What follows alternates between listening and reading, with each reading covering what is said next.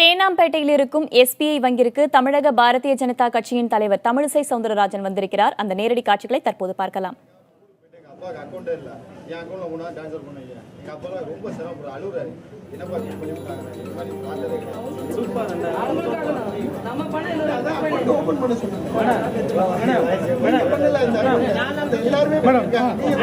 கொஞ்சம் போடு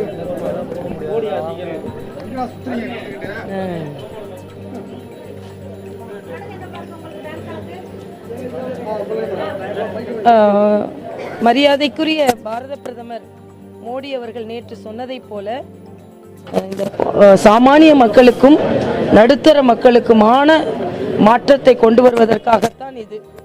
பெரும் பண முதலைகளை ஒழிப்பதற்கும் சாமானிய மக்களுக்கு அத்தனையும் கிடைக்கும். இப்போ சாமானிய மக்கள் துன்பப்படுகிறார்கள் என்பது நமக்கு தெரிகிறது.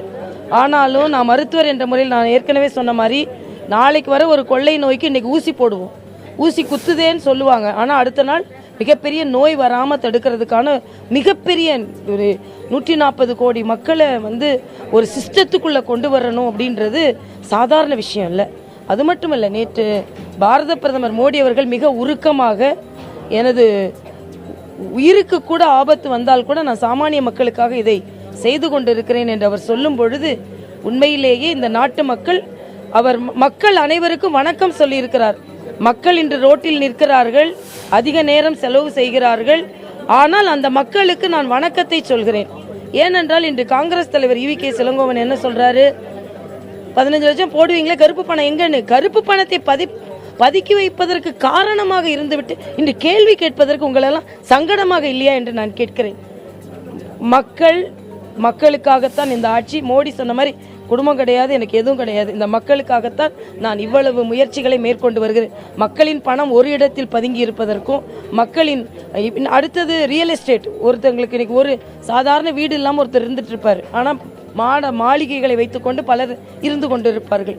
சமமாக அத்தனை பேருக்கும் கிடைப்பதற்கான இந்த முயற்சி, நிச்சயமாக இந்த முயற்சி மக்கள் எல்லாம் சற்று சிரமப்படுகிறார்கள். இந்த தம்பி கூட சொன்னார், ஆனால் அவர்களே உணர்ந்து கொள்வார்கள். நாளை இது நமது நன்மைக்காகத்தான் செய்யப்பட்டது.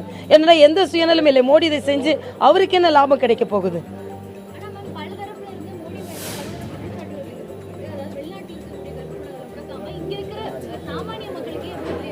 அதாவது இதுல மிக தவறானது, வெளியே இருக்க கருப்பு பணம் யாரோடது, உள்ள இருக்க கருப்பு பணம் யாரோடது? எல்லாமே மக்களோட பணம். அதனால்தான் நான் சொன்னேன், அது எல்லாரும் மக்களின் பணம். அந்த மக்களின் பணத்தை மக்களுக்கு எடுத்து கொடுப்பதுக்குத்தான் இந்த திட்டமே. நான் தான் கேட்கிறேன், காங்கிரஸை சார்ந்த சகோதரர் EVK கேட்கிறாருல்ல, 15 லட்சம் போடுவீங்கன்னு சொன்னேன். 15 லட்சம் இல்ல, அந்த 15 லட்சத்திற்கான வசதி ஒவ்வொரு சாமானியருக்கும் கிடைக்கும் என்பதுதான் அவர் சொன்னது. அது மட்டும் இல்லை, நீங்கள் பதுக்கிறதுக்கு அத்தனை வேலையை செஞ்சுட்டு இப்போ ஏன் நீ எடுத்துகிட்டு வரலன்னு சொன்னால் என்ன அர்த்தம்? ஆக மக்களுக்காக இது நடந்து கொண்டு இருக்கிறது. மக்கள் சிரமம்தான், ஆனால் கிராமத்தில் கூட பரவாயில்ல மோடி செஞ்சதுன்னு சொல்கிறாங்க. சில மக்கள் தெரியாமல் விமர்சனம் செய்கிறார்கள். அவர் என்ன சொல்கிறார், அதையும் நான் தாங்கிக் கொள்ள தயார் என்று சொல்கிறார். எந்த பிரதமர் அப்படி சொல்லுவார்? அதனால் நிச்சயமாக நல்லது இந்த மக்களுக்கு நடக்கும்.